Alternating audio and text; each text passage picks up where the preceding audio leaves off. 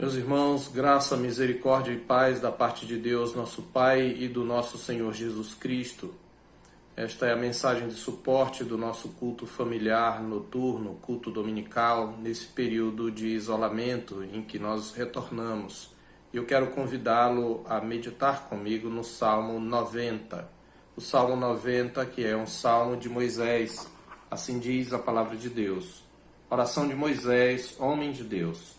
Senhor, Tu tens sido o nosso refúgio de geração em geração. Antes que os montes nascessem e se formassem a terra e o mundo, de eternidade a eternidade Tu és Deus. Tu reduzes o homem ao pó e dizes, tornai filhos dos homens. Pois 1000 anos aos Teus olhos são como o dia de ontem que se foi, e como a vigília da noite. Tu os arrastas na torrente, são como um sono. Como a relva que floresce de madrugada. De madrugada viceja e floresce, à tarde murcha e seca. Pois somos consumidos pela tua ira e pelo teu furor conturbados. Diante de ti puseste as nossas iniquidades e sob a luz do teu rosto os nossos pecados ocultos. Pois todos os nossos dias se passam na tua ira. Acabam-se os nossos anos como um breve pensamento. Os dias da nossa vida sobem a 70 anos, ou em havendo vigor a 80. Neste caso, o melhor deles é canseira e enfado, porque tudo passa rapidamente e nós voamos. Quem conhece o poder da tua ira? E a tua cólera, segundo o temor que te é devido? Ensina-nos a contar os nossos dias, para que alcancemos o coração sábio. Volta-te, Senhor. Até quando? Tem compaixão dos teus servos. Sacia-nos de manhã com a tua benignidade, para que cantemos de júbilo e nos alegremos todos os nossos dias. Alegra-nos por tantos dias quantos nos tens afligido, por tantos anos quantos suportamos a adversidade. Aos teus servos apareçam as tuas obras, e a seus filhos a tua glória. Seja sobre nós a graça do Senhor nosso Deus. Confirma sobre nós as obras das nossas mãos. Sim, confirma a obra das nossas mãos. Oremos. Bendito és tu, Senhor Deus e Pai de nosso Senhor Jesus Cristo, de eternidade a eternidade. Bendito é o nome de Jesus Cristo, nosso Senhor e Deus, teu Filho amado, por intermédio de quem nos achegamos a ti, Senhor, para te exaltar e te glorificar, pois tu és o único Deus vivo e verdadeiro, e tu és o refúgio seguro do teu povo. Queremos neste momento pedir que tu abençoes, que tu dirijas a nossa meditação, que ela venha falar ao nosso coração nesta noite, e que venha trazer consolo, venha trazer repreensão, venha trazer instrução para o aperfeiçoamento da nossa fé. Nós te pedimos em nome de Jesus. Amém. Meus queridos, particularmente em Boa Vista, temos vivido dias difíceis. Agora mesmo eu acabei de chegar do sepultamento de um primo meu, pastor, missionário, que faleceu vítima da pandemia de Covid.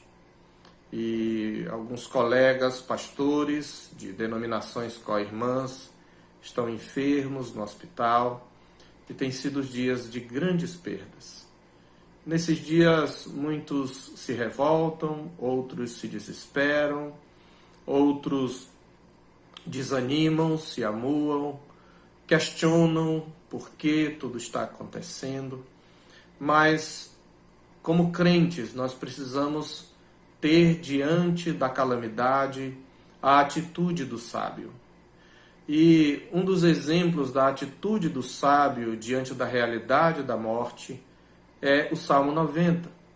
Porque o Salmo 90 ele foi escrito por alguém que esteve face a face com a morte, que via a morte, a sua própria morte se avizinhar, que viu toda uma geração ficar prostrada no deserto, mas diante dessa realidade, da transitoriedade do homem, da finitude do homem, diante da disciplina do Senhor sobre os filhos de Israel, ele procura meditar sobre quem é Deus e quem é o homem. É sobre isso que trata este salmo. Por isso que o título do tradutor é muito feliz: a eternidade de Deus e a transitoriedade do homem. Este salmo, como já falamos, é atribuído a Moisés. É possível, é bem provável que Moisés tenha escrito este salmo já no fim da sua vida, nos últimos dias. Talvez num daqueles dias quando ele subiu ao monte para contemplar Canaã. Você lembra que Israel saiu com sinais e prodígios e grandes milagres da parte do Senhor, julgando o Egito, seu rei e seus deuses. E todo o povo teve a experiência de ver a direção de Deus, a proteção de Deus à frente do seu povo indo rumo à terra. A palavra de Deus mesmo, aludindo a este fato, diz lá em 1 Coríntios capítulo 10: ora, irmãos, não queremos que ignoreis que os nossos pais estiveram todos sob a nuvem, todos passaram pelo mar, todos foram batizados tanto na nuvem como no mar com respeito a Moisés, e a todos eles foi dado beber de uma mesma pedra espiritual, e a pedra espiritual que os seguia era Cristo. Todos eles comeram de um só manjar espiritual, referindo-se ao maná. Paulo usa a linguagem sacramental para fazer uma analogia com a ceia e o batismo, e ele está advertindo os coríntios. Ele diz: no entanto, apesar de que todos eles tiveram a experiência dessas bênçãos pactuais, Deus não se agradou da maioria deles, razão porque ficaram prostrados no deserto. E aquela geração, quando chegou a Cades Barneia, como está narrado em Números 13 e 14, quando deveria avançar e possuir a terra, recuou por não crer que o Senhor era poderoso para destruir aquelas cidades fortificadas e dar a eles vitórias sobre aqueles guerreiros gigantes. E por causa disso, eles passaram 40 anos no deserto, e Deus disse: toda essa geração que viu as minhas obras e que endureceu seu coração e não creu em mim, desobedeceu, vai morrer neste deserto. E os filhos de vocês que vocês disseram que iam ser presa, eles vão possuir a terra. Então, Moisés está exatamente nesse limiar entre a geração anterior que se fora e uma nova geração que vai entrar na terra. Ele mesmo não vai entrar na terra, porque não honrou o Senhor num determinado momento, quando ele bateu 2 vezes na rocha, zangado. Deus disse que era apenas para falar a rocha. Ele bateu 2 vezes e disse: porventura sairão águas dessa rocha. E o Senhor disse: porque você não me honrou dessa vez? Da segunda vez que houve esse episódio da sede no deserto, o Senhor disse: então você não vai ver a terra. Mas ele viu apenas do monte. E é nessa perspectiva, quando ele olha, por um lado, aquela geração morta no deserto, inclusive colegas de ministério, anciãos, seu próprio irmão Arão, sua irmã Miriam, quando ele percebe todo o juízo de Deus se cumprindo, e uma nova geração prestes a entrar na terra, é nessa perspectiva que ele começa a refletir sobre quem é Deus e quem nós somos. Diante da calamidade, vamos dizer assim, desses 40 anos rodando em círculo no deserto, diante do juízo de Deus sobre aquela geração e da misericórdia de Deus para com a nova geração, Moisés então pensa, reflete e ora a Deus e adora a Deus e reconhece primeiro quem Deus é e quem nós somos. E é exatamente em cima desses 2 pontos, desses 2 aspectos, que o Salmo está estruturado. Na primeira parte, especialmente, ele fala, sobretudo nos versos 1 e 2, ele fala quem Deus é, e a partir do verso 3 ele demora um pouco mais para falar de quem nós somos à luz de quem Deus é. E depois do verso 11, ou do verso 12 em diante, ele passa da constatação, ele passa da descrição da eternidade de Deus e da transitoriedade do homem, ele passa para uma súplica, suplicando pela compaixão de Deus. Então, exatamente, os homens, ele se apresenta diante de Deus, suplicando, mas ele começa como deve começar toda oração, pensando em quem é o Deus a quem eu me dirijo. E o que Moisés exatamente começa declarando e reconhecendo diante dessa, como eu falei, diante da morte de toda uma geração, como diz o apóstolo Paulo, eles ficaram prostrados no deserto, a palavra ali traz a ideia de esparramados, como se fossem os corpos, as pessoas morrendo ali no deserto ao longo desses 40 anos.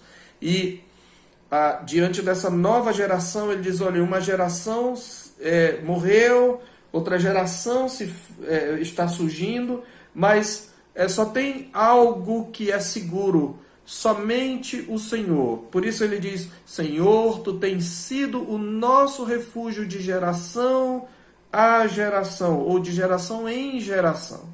Uma geração se foi, outra geração se levanta, mas tu continuas o mesmo Deus, e tu és o único refúgio seguro. Lembremos-nos que eles estão em peregrinação, prestes a entrar na terra, mas antes mesmo de entrar na terra do descanso, ele reconhece que o verdadeiro refúgio do seu povo é o Senhor.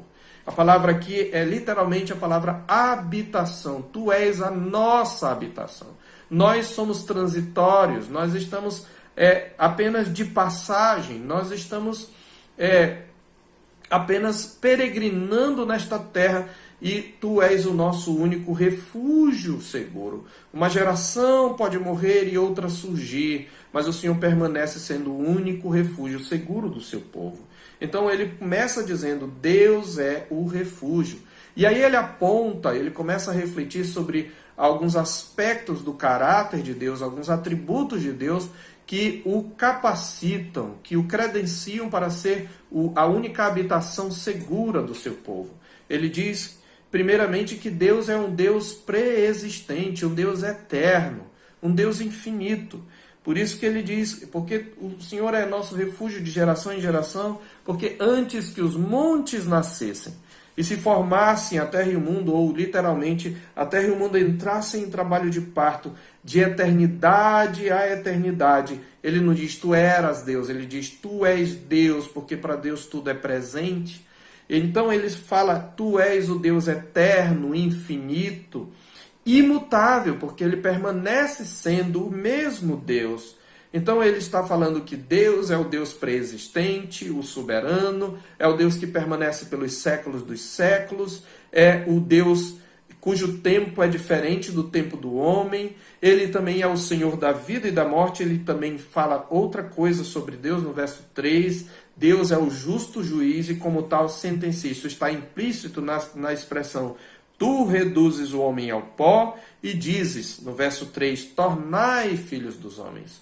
E quando ele diz tu reduzes o homem ao pó, ele está remetendo a Gênesis 3,15, quando Deus disse a Adão diante da sua queda, tu és pó e ao pó tornarás, e diz tornai filhos dos homens. O texto original traz a expressão filhos de Adão, que aponta para essa transitoriedade, para a sentença de morte que paira sobre nós como herança de Adão, nosso pai.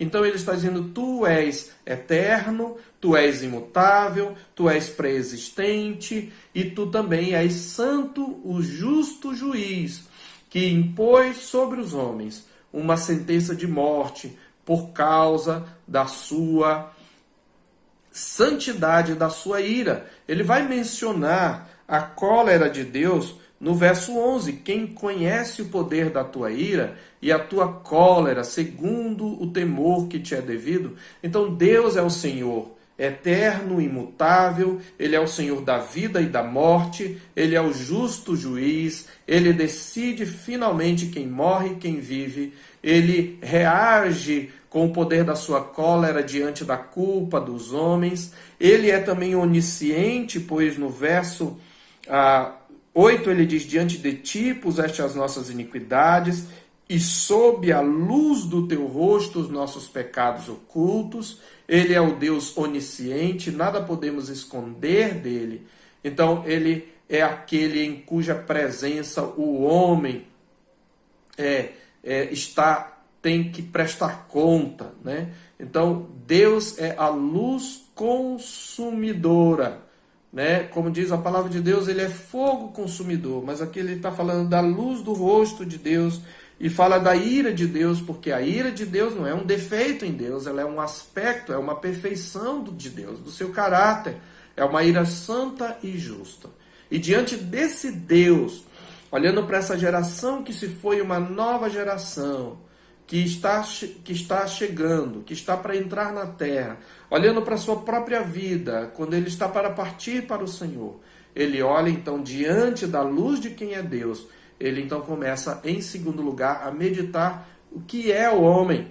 Então ele, quando diz, tu reduzes o homem ao pó, e dizes, tornai filhos de Adão.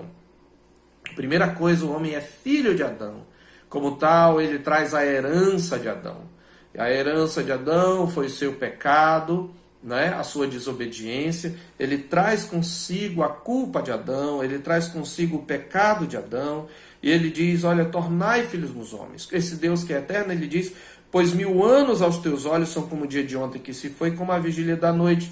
E ele diz, tu arrastas os homens na torrente. E aí ele vai comparar o homem, veja quantas figuras ele usa aqui. Ele usa a figura da torrente, nós somos arrastados por uma torrente, né? A ideia de pessoas que estão morrendo, então ele está dizendo, tu os arrastas na torrente. Torrente, em segundo lugar, eles são como um sono, eles são como coisas, né? Arrastadas pela torrente, eles são como um sono. Você sabe que o sono, a gente não percebe o tempo passar, a gente fecha os olhos, quando a gente abre os olhos já é manhã.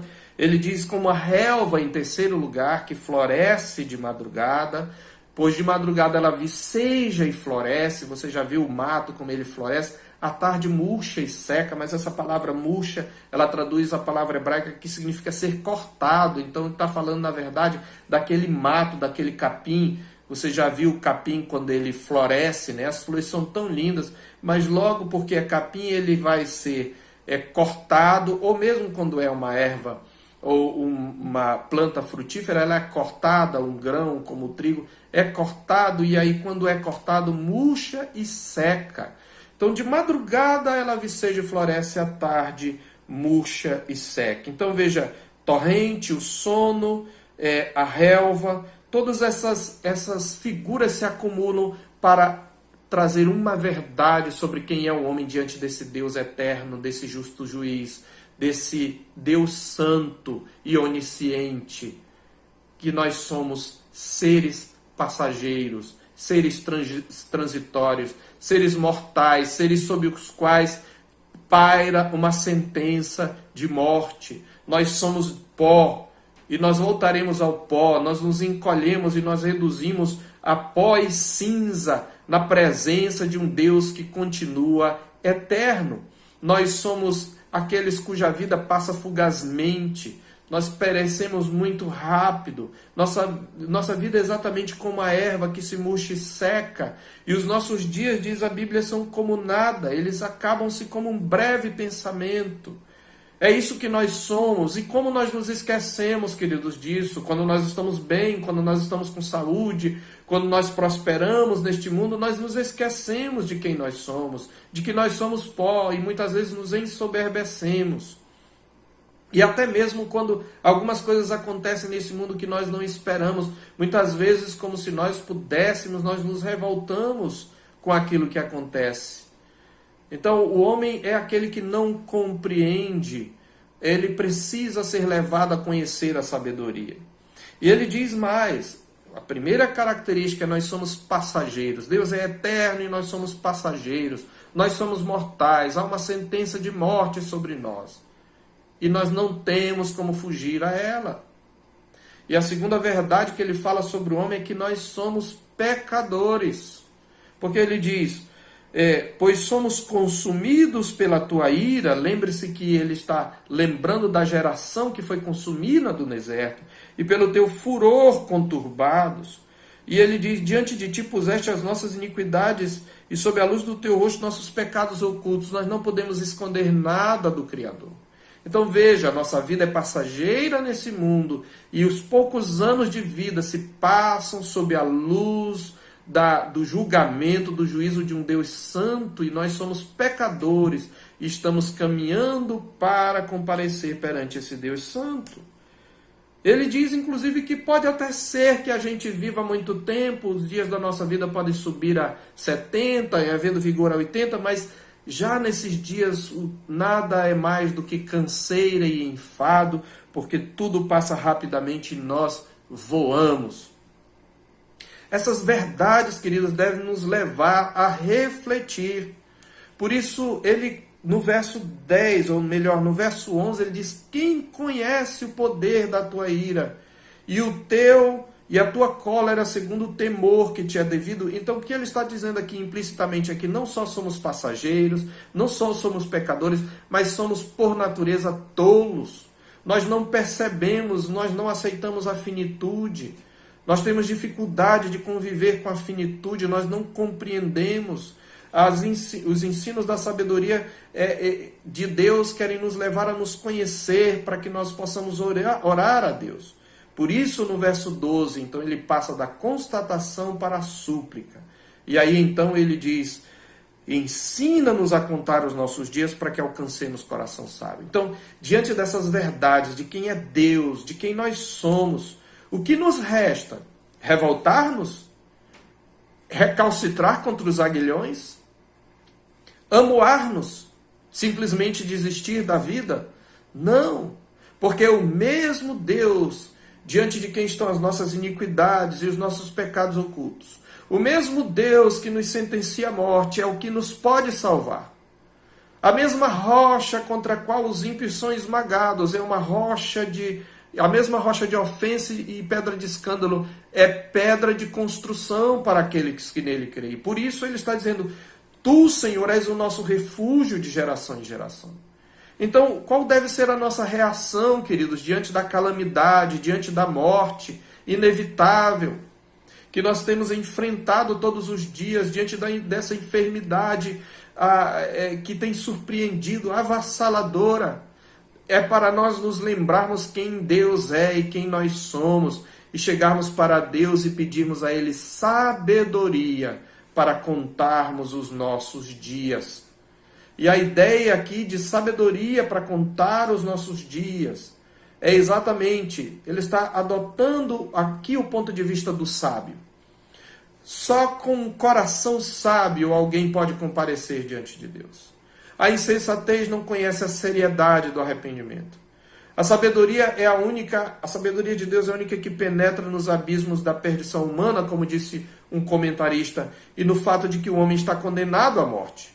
Mas essa sabedoria não é algo que nós podemos alcançar. Nós seguimos com nossa prepotência. Por isso o salmista então clama como nós deveríamos clamar: ensina-nos a contar os nossos dias, para que alcancemos coração sábio. Em outras palavras, ele está dizendo: nós não temos capacidade de entender. A palavra de Deus mesma diz em Eclesiastes 3:11 que Deus colocou a eternidade no coração do homem sem que esse possa conhecer as obras que Deus fez do início ao fim. Então, a sabedoria não é algo que está ao nosso alcance, mas nós temos que implorar a Deus por ela. É Deus mesmo quem nos vai instruir. Contar os dias. Veja, ele acabou de dizer que a nossa vida é tão passageira. Então ele está dizendo: ensina-nos a parar, a analisar, a contar os nossos dias, a dia, avaliar a nossa vida diante da tua presença. O que nós precisamos é sabedoria para avaliar os nossos dias, para entender quem nós somos e quem Deus é, e nos voltar para Deus, como o salmista fez. Ele diz no verso 13: volta-te, Senhor. Até quando? E este é um tempo, meus queridos irmãos, de nós fazermos isto. De nós clamarmos dizendo: Senhor, volta. Até quando? Tem compaixão dos teus servos. Nós que somos passageiros só podemos ser saciados nesse mundo de morte pela tua benignidade. Então sacia-nos com a tua benignidade, para que nós cantemos de júbilo e nos alegremos todos os nossos dias.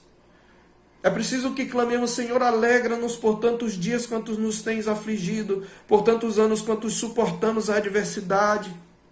Senhor, revela-nos as tuas obras, para que nós não sejamos cegos, e seja sobre nós a tua graça, porque o mesmo Deus que sentencia os homens à morte é o único que pode salvá-los.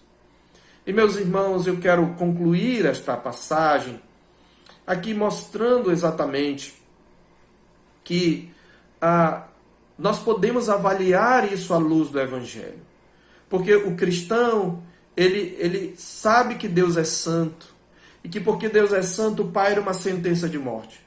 Mas o cristão sabe que Deus, para salvar o seu povo, fez cumprir esta sentença de morte sobre o seu Filho.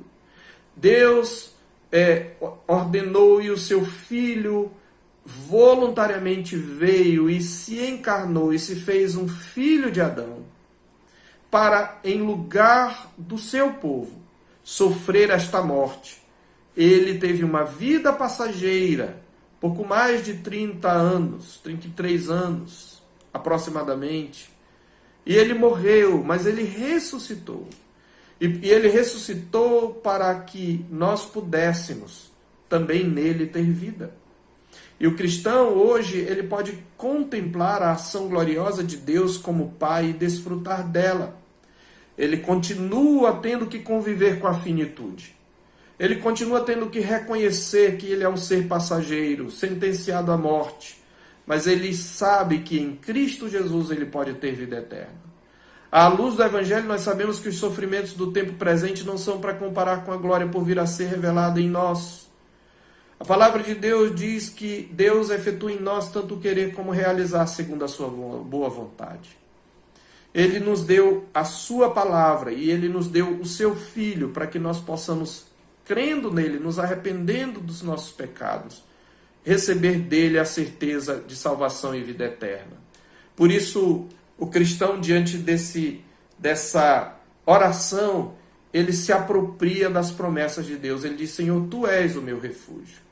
E ele clama ao Senhor, ele reconhece que é mortal, ele reconhece que é passageiro, e que só em Deus ele tem a sua habitação. Na verdade, Deus prometeu que se a nossa casa neste tabernáculo se desfizer, para nós os que estamos em Cristo, temos um edifício não feito por mãos, guardado nos céus, como está escrito em 2 Coríntios capítulo 5.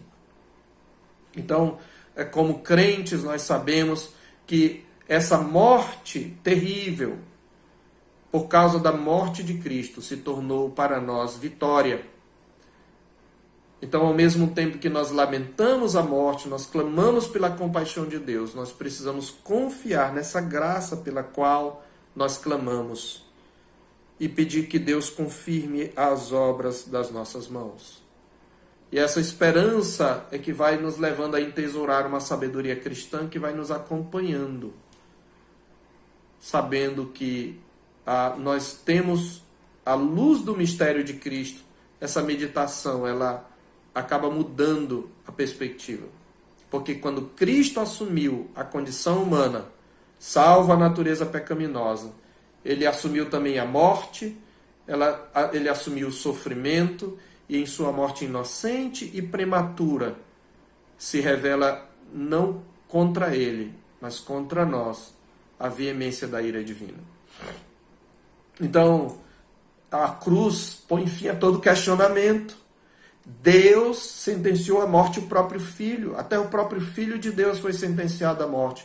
Não pelos seus próprios pecados, como é o nosso caso, mas pelos pecados do seu povo.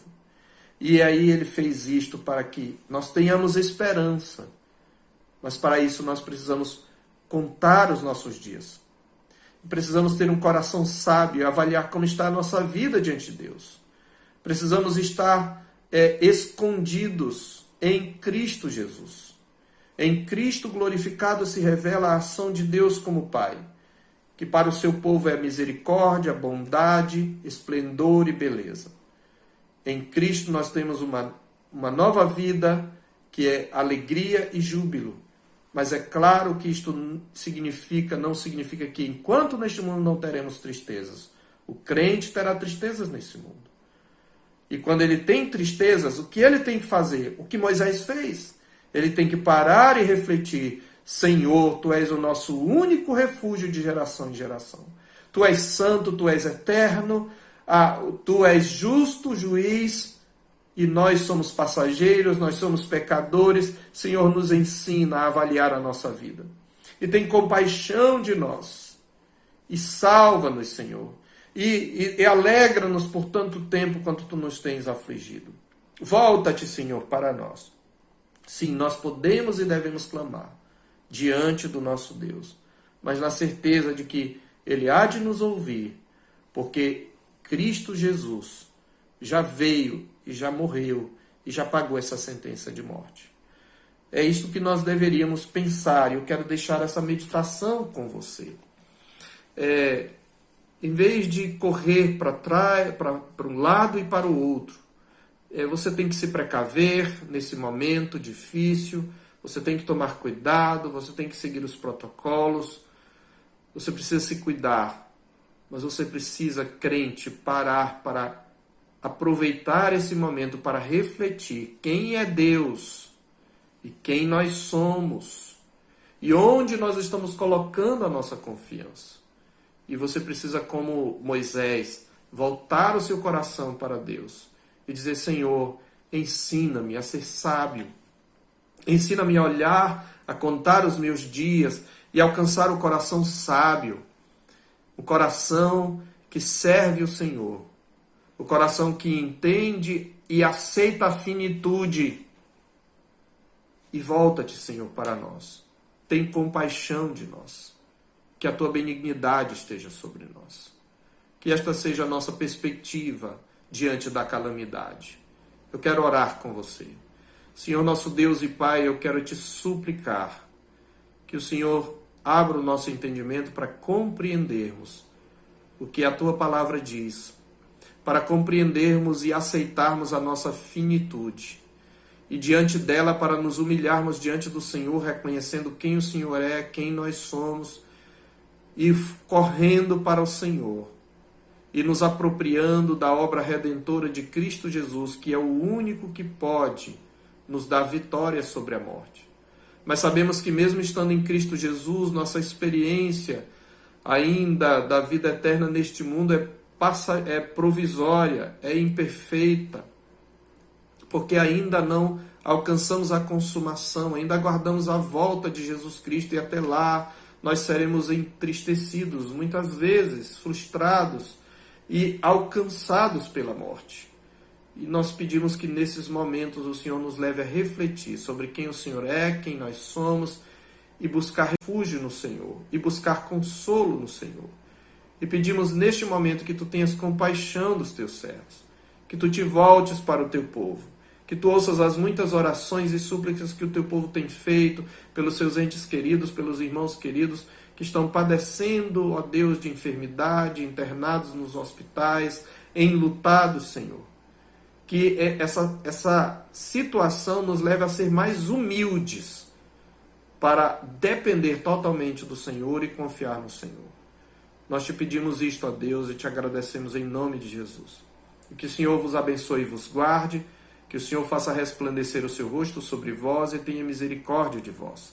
Que o Senhor sobre vós levante o seu rosto e vos dê a paz.